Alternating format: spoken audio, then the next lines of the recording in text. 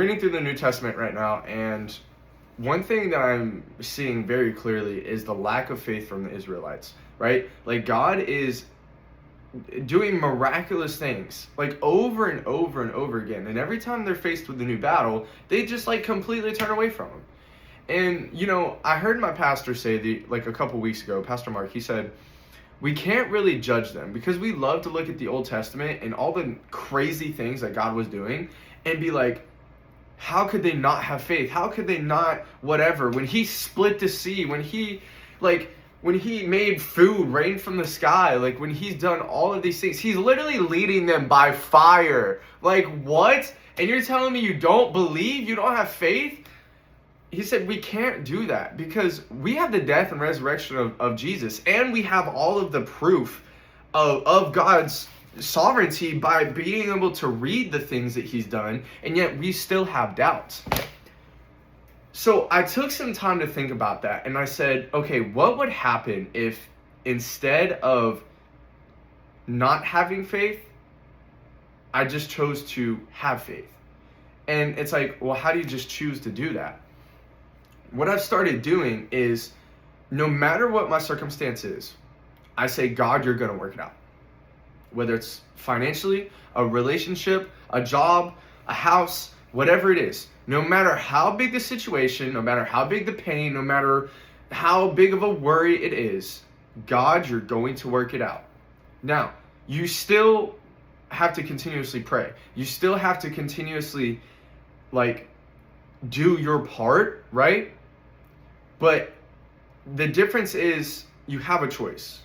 You can either sit here and live in the worry and the doubt and all the things, or you can live in the joy and the peace of God.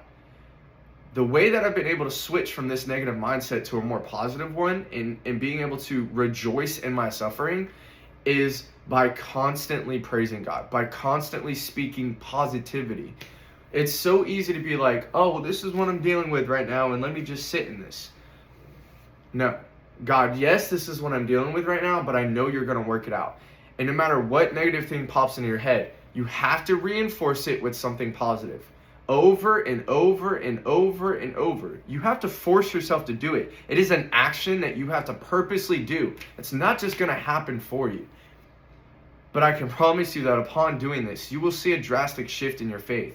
Since I've started doing this, my ability to just have a smile and to find the joy of the Lord in all of my days, is just drastically went off the charts.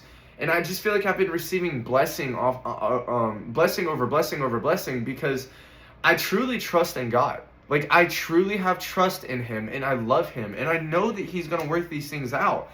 And that is it's such a better place to be. It's such a better mindset than to always be focused on my problems. And I used to obsess over my problems. I used to, I'd have a problem and I'd just sit there and pray and pray and pray and pray and pray. Yes, praying without ceasing is important, but it's the way that you're praying, right? If I'm constantly saying, God, I'm just so worried, I'm just so worried, I'm just so worried, you're living in that worry. Reinforce that with a positive thought. God, I am worried, but I know you're going to work it out. And then move on. You have to leave some of that to God for him to be able to work with it. But if you're constantly holding on to it, saying, I'm so worried and I'm so upset and I'm so this, I'm so that, you're never actually handing it over to God. You have to actually give it to him. You can't say, God, I want you to handle this. God, I want you to get me through this. God, I want you to... But you want it though. You want me to realistically, that's the mindset shift you have to have.